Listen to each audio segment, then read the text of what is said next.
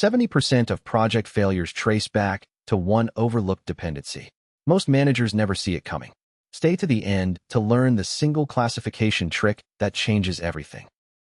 Marcus had 10 years in project management. His teams respected him. But every project he led hit the same wall. Deadlines slipped. Budgets overran. And his career stalled completely. The problem was not his skills. It was his unmanaged project dependencies. Then Marcus discovered a system. In 18 months, he made VP of delivery at a Fortune 500 firm. Here is exactly what he did. Point 1. Understand what dependencies actually are. Most project managers think dependencies are just task sequences. They are completely wrong. A dependency is anything your project needs that lives outside your control. It is a vendor delivering software on time. It is another team finishing their sprint first. It is a legal approval sitting on an executive's desk. It is a government regulatory sign-off delaying your launch. Did you know 70% of project delays trace directly to unmanaged dependencies? Not poor planning. Not bad teams. Unmanaged dependencies. This one insight changed how Marcus saw every project. Before Marcus wrote a single task on his project plan, he held a 2-hour dependency mapping session. He gathered his core team, his key stakeholders, and his critical vendors in one room. He asked one powerful question: what does our success depend on that we do not control? Everything went on the whiteboard. External vendor APIs. Regulatory approvals. Parallel team deliverables. Data migrations owned by another department. This single session saved his first project 3 full weeks of costly rework. A dependency register is a simple but powerful document. It captures every dependency, its owner, its due date, and its current risk level. Marcus started with a plain spreadsheet. Later, he migrated to Jira with custom dependency fields. But the tool does not matter. What matters is that the register is reviewed and updated every single week. What gets tracked gets managed. What gets ignored eventually destroys your timeline. Point 4. Classify every dependency by risk level. Not all dependencies carry equal weight. Some are low risk because your internal team controls them. Others are critical because an external vendor owns them and has never worked with your organization.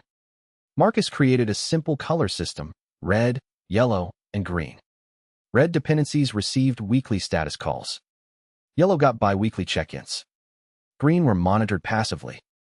This triage approach saved him from chasing low-risk items while a red dependency quietly collapsed in the background. Point 5. Communicate proactively, not reactively. Here is the mistake most project managers make. They wait until a dependency fails before they talk about it. Marcus completely flipped this habit. He sent brief weekly dependency status emails to every key stakeholder. 3 bullets maximum: current status, risk level, and the next action needed. His stakeholders stopped being surprised by problems. They started feeling genuinely invested in solutions. When one vendor slipped, his executive sponsor personally called the vendor's CEO.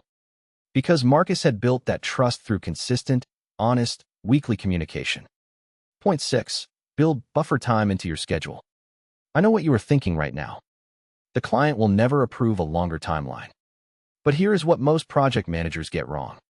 Buffer time is not padding. It is professional risk management. Every critical external dependency deserves a 2 to 5 day buffer in your schedule. Marcus used a technique called float analysis. He identified every zero flexibility task on the critical path and protected its buffer fiercely. On his biggest project, a key API integration ran 4 days late. His float buffer absorbed the entire delay. The client signed off on time and never knew anything had slipped.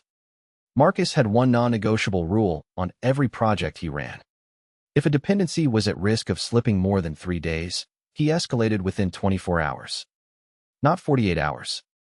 Not next week's status meeting. Within 1 business day. Early escalation gives leaders time and real options to intervene. Late escalation gives them only bad news and damaged trust. A PMI study found that projects with formal escalation processes are 40% more likely to finish on time. That is the difference between a promotion and a performance review. Marcus used 3 tools in his system.